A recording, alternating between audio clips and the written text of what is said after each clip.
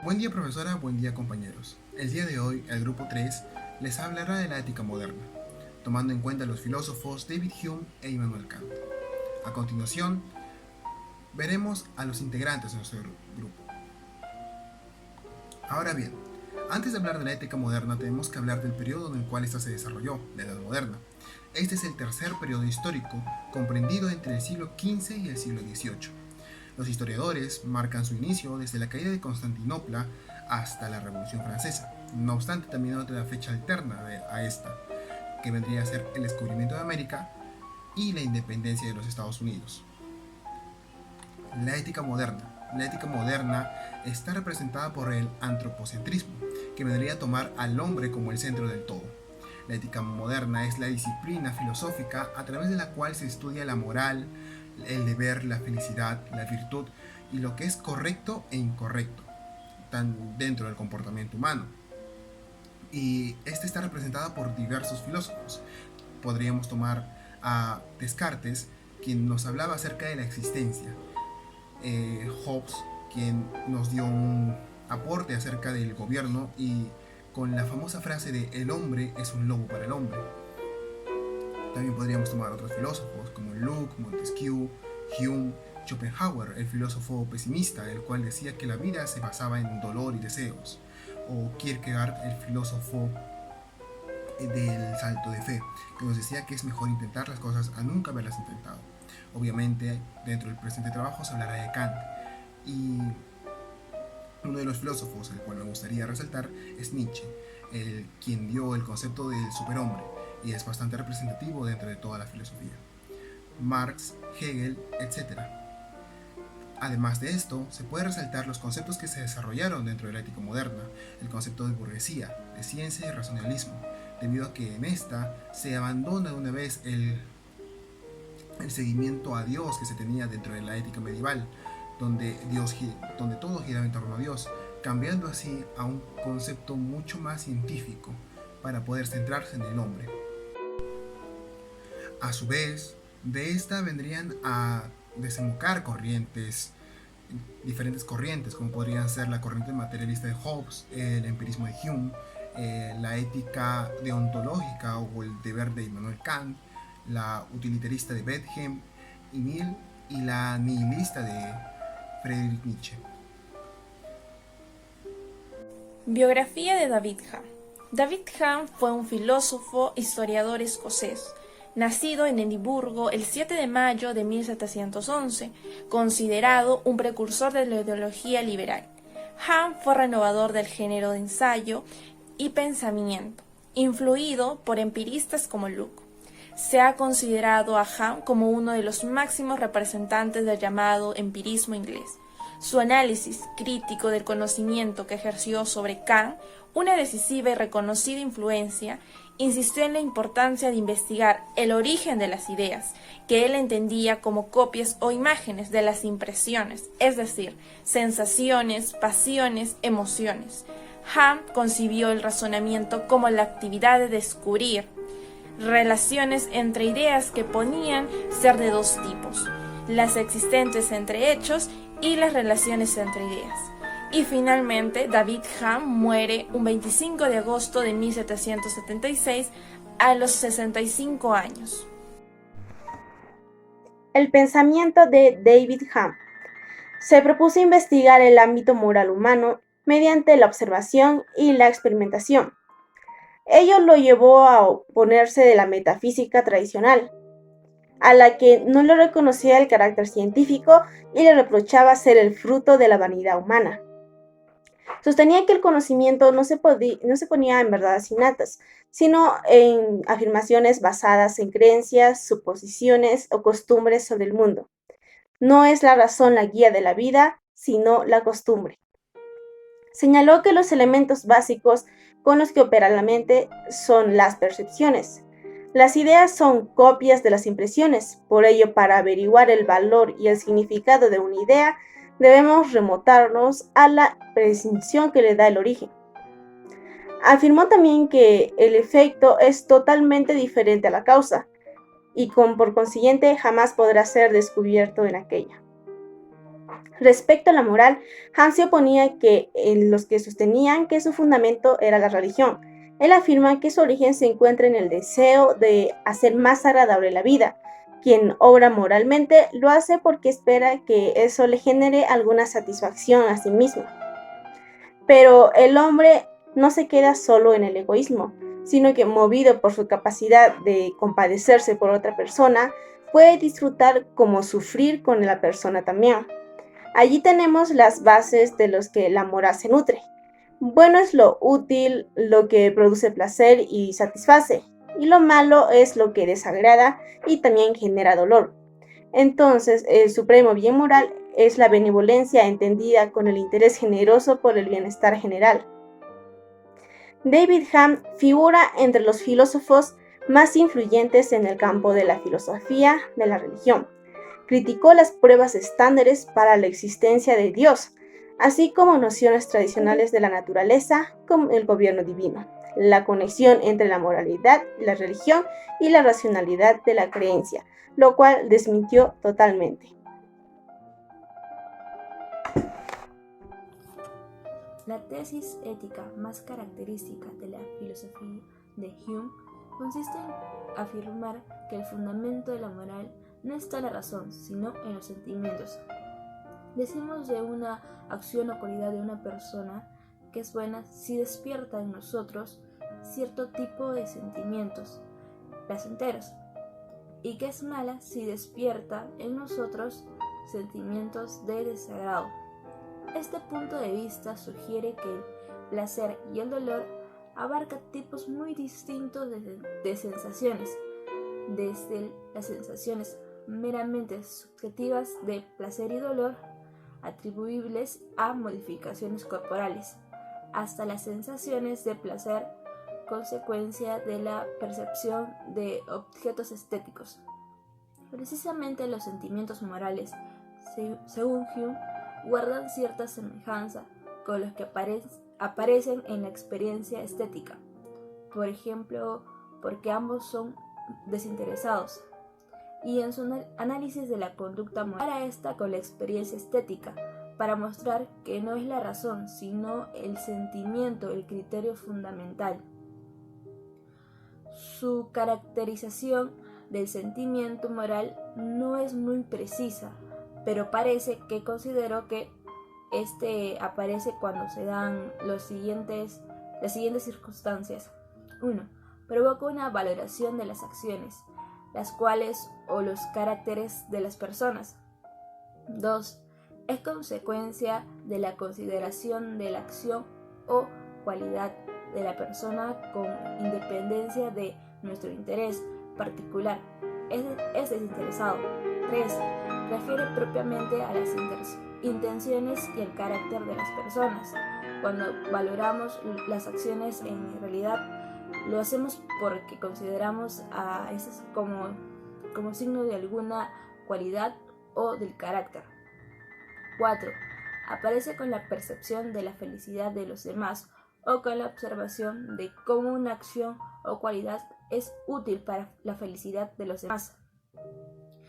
Hume consideró que los sentimientos morales o humanidad, al menos los primarios o fundamentales, son comunes a todos los hombres y que se manifiestan en todos los hombres.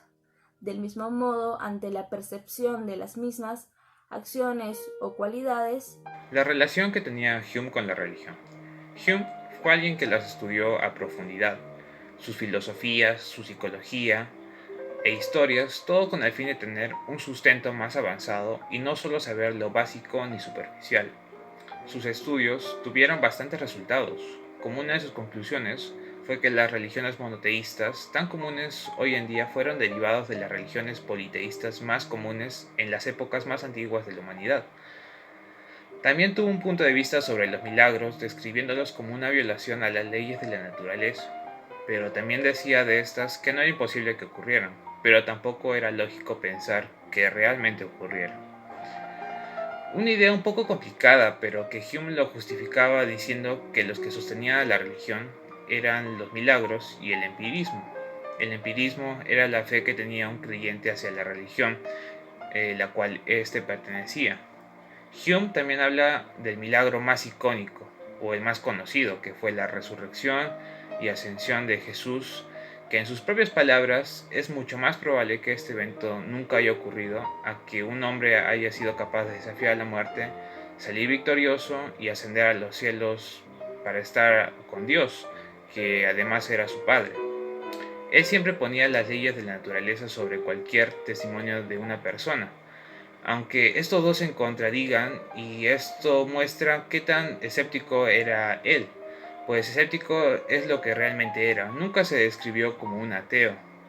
Él estaba dispuesto a creer o aceptar un Dios, pero con la condición de que hubiera una razón lógica detrás de su existencia. Algo bastante difícil de comprobar. Fue este mismo escepticismo del que lo llevó a contradecir muchas descripciones, argumentos e historias que había detrás de la existencia de muchos dioses, debido a algunos factores como la gran cantidad de coincidencias, además de supuestamente vivir en un mundo gobernado por un Dios misericordioso, y que en este mismo mundo también se encuentran guerras, hambre y muerte. Teoría de conocimiento de Hume. Hume indicaba que no se podía alcanzar el conocimiento absoluto aunque pongamos todo el esmero posible.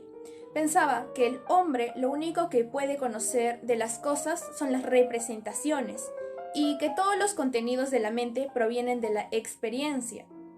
Hume reduce todo nuestro conocimiento a percepciones, es decir, a representaciones mentales, que tienen origen en los sentidos. Él distingue fundamentalmente dos clases de percepciones: las impresiones, las cuales son vivas e intensas, y las ideas, que son débiles y borrosas. La razón de que las ideas sean percepciones mucho más débiles que las impresiones radica en que las ideas son copias de impresiones. Las impresiones penetran la mente a través de los sentidos y son mucho más intensas, mientras que las ideas penetran en la mente mediante la razón y la memoria, y por eso su fuerza es mucho más menor. Dentro de las impresiones, Hume distingue entre impresiones simples e impresiones complejas. Las simples son las atómicas, las unidades más simples de percepción. Las complejas son las que implican multitudes de impresiones simples. Por otra parte, tenemos a las ideas, las cuales son copias de impresiones, como ya lo dijimos. Allí encontramos a las impresiones simples que generan ideas simples. Las copias de impresiones complejas generarán ideas complejas. Biografía de Immanuel Kant. Immanuel Kant nació el 22 de abril de 1724 en Alemania, en el seno de una familia modesta de origen escocés. Su educación estuvo fuertemente basada en el pietismo luterano profesado por su madre. Es por ello que el joven Immanuel cursó estudios en la institución pietista, en donde saldría con buenos conocimientos de lengua y culturas básicas. Es el primero y el más importante representante del cristianismo y precursor del idealismo alemán, y está considerado como un pensador más influyente de Europa moderna y de la filosofía universal. Exploró las posibilidades de que la razón pueda regir en el mundo de la experiencia. En sus críticas a la ciencia, moral y arte, Kant intentó extraer normas universales a las que, según él, toda persona racional debería suscribirse. Finalmente, Immanuel Kant muere un 12 de febrero de 1804, a los 79 años. El pensamiento kantiano. El pensamiento de Immanuel Kant se caracteriza mucho por su metodología usada, una metodología que cambió la manera en que los seres humanos reflexionamos sobre nosotros mismos y sobre todo lo que nos rodea: el mundo, Dios, el derecho, la moral, la naturaleza, etc. Es decir, prácticamente todo. Immanuel Kant logró un equilibrio entre las dos corrientes filosóficas famosas de su época, que era el empirismo y el racionalismo. Si bien es cierto, a sus principios de filósofo, Immanuel Kant era partidario de la corriente racionalista, pero como buen filósofo que era, se cuestionó todo el conocimiento que había obtenido hasta ese momento. Por ello, decidió darle una oportunidad al empirismo, leyendo algunos escritos de David Hume, su mayor representante en esa época, logrando que él pueda obtener su propia teoría del conocimiento. Recordando que el empirismo se cuestiona que el conocimiento viene de las sensaciones y el racionalismo de la razón. Él logró juntar características del racionalismo y el empirismo, logrando así un equilibrio entre ellos. El pensamiento de Kant influyó de manera decisiva en algunos de los grandes nombres de la filosofía de los siglos posteriores. Su huella es patente en las figuras más importantes del idealismo y el romanticismo alemán, como Fichte, Schelling, Hegel, y el otro gran peso pesado de la filosofía alemana de esa época, quien era Arthur Schopenhauer. Ética de Kant o ética kantiana. Esta fue desarrollada como producto del racionalismo ilustrado. Como su nombre lo indica, lo creó Immanuel Kant. Según él, creía que todos, universalmente, hombres y mujeres, los seres humanos en general, éramos seres capaces de entender y comprender todo lo que nos rodeaba gracias al racionalismo. Esto fue la base fundamental para esta ética. En ella explicó que nosotros éramos capaces de distinguir el bien moral y de igual forma poder distinguir el mal moral. Él quería decir que debíamos nosotros decidir siempre por el bien moral, sin importar las consecuencias, ya que lo que verdaderamente contaba de uno mismo era la intención con la que se realizaba dicho actuar. Un ejemplo para poder explicar de forma más sencilla esta ética sería la de una persona y un vagabundo. Nosotros como persona le damos al vagabundo una pequeña limosna con la buena intención de que lo use para su propio beneficio, para poder conseguir comida o bebida. Pero quizás el vagabundo lo gaste realmente en cosas malas como alcohol o drogas, y esa sería la consecuencia.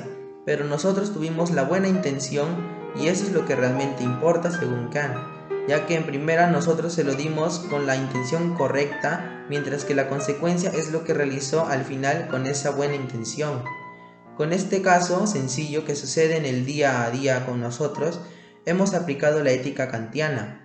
Esta ética fue muy alabada y criticada en su época por varios filósofos, ya que aparte de tener como fundamento o base fundamental el racionalismo, tenía carácter religioso, por lo cual los que lo alababan solían ser filósofos cristianos, mientras que los que lo criticaban eran filósofos ateos. Ahora pasando a las características de la ética kantiana, podemos decir de que es una ética formal, una ética rigorista y categórica además de a priorista y una ética autónoma. Es formal en el sentido de que es universal, es necesario, es válida para todos sin excepción alguna. Es rigorista, categórica o a priorista porque, según él, se puede adquirir sin ningún tipo de conocimiento empírico o por experiencias, siendo de esta forma casi existencial en conjunto con el propio ser humano gracias al racionalismo o a la lógica común. También podemos decir por último que es autónoma, porque las propias personas son las que piensan por sí mismas en la elección de su bien o mal actuar. Esto implica una voluntad libre que muestra, mediante la razón, que ciertos principios morales sean correctos. Ahora hablaremos de los imperativos de Kant. Si bien es cierto, los imperativos se desarrollan dentro de la época kantiana, estas se encuentran plasmadas dentro de la crítica de la razón práctica, de la fundamentación de la metafísica, como de la fundamentación de la metafísica de las costumbres. Los imperativos se encontraban dentro de una filosofía práctica, la cual Kant sostenía de que eran principios prácticos aquellas proposiciones que encerraban en sí una determinación universal de la voluntad, a la cual estaban subordinadas diversas reglas prácticas. Existían dos clases de imperativos, los imperativos hipotéticos como los imperativos categóricos. Dentro de los imperativos categóricos se podía decir que la ley universal de la conciencia humana radicaba en la razón. Este imperativo no estaba sometido a ninguna clase de condición, era de carácter irrenunciable. También era un fundamento tanto a priori para la moral como para el derecho mismo. Se podía considerar el imperativo categórico como la piedra base para determinar las acciones humanas que se realizaban en el espacio y tiempo, pues esta determinaba las acciones, tanto buenas o malas, que vendrían a ser un ejemplo de que una persona haga o deje de hacer algo de manera repentina sin estar bajo la acción o influencia de una condición. También tendríamos lo que vendría a ser los imperativos hipotéticos. Este era un principio práctico que estaba condicionado al sujeto, en otras palabras, estaba subordinado al fin que éste quería alcanzar. Se formulaba como una proposición hipotética o condicional. Dentro de esto existían dos imperativos hipotéticos, uno problemáticos y los imperativos asertóricos. A lo que vendría a ser los imperativos hipotéticos problemáticos eran las reglas de habilidad ya prescritas con acciones posibles, o sea, se podía englobar en lo que vendría a ser el fin justifica los medios. También teníamos lo que vendría a ser los imperativos asertóricos, los que representaban la necesidad práctica de la acción como una fomentación a la felicidad. Kant siempre comparaba los imperativos. Si la acción es buena solo como un medio para alguna otra cosa, eso se denominaba como un imperativo hipotético. Pero si la acción era buena como tal, o sea que la voluntad estaba en concordancia o estaba en relación con la razón, esta se podía denominar imperativo categórico.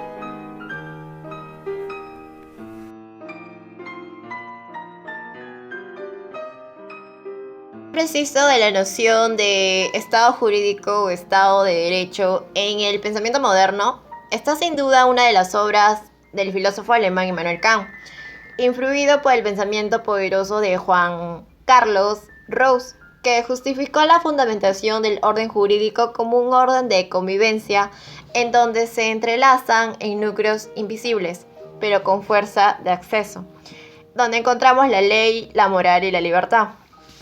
Pero si algo ha caracterizado el pensamiento político de David Hume es la mesura y el equilibrio que debe existir entre gobernantes y gobernados que pertenecen a una monarquía, a una república, a una democracia y a la dictadura.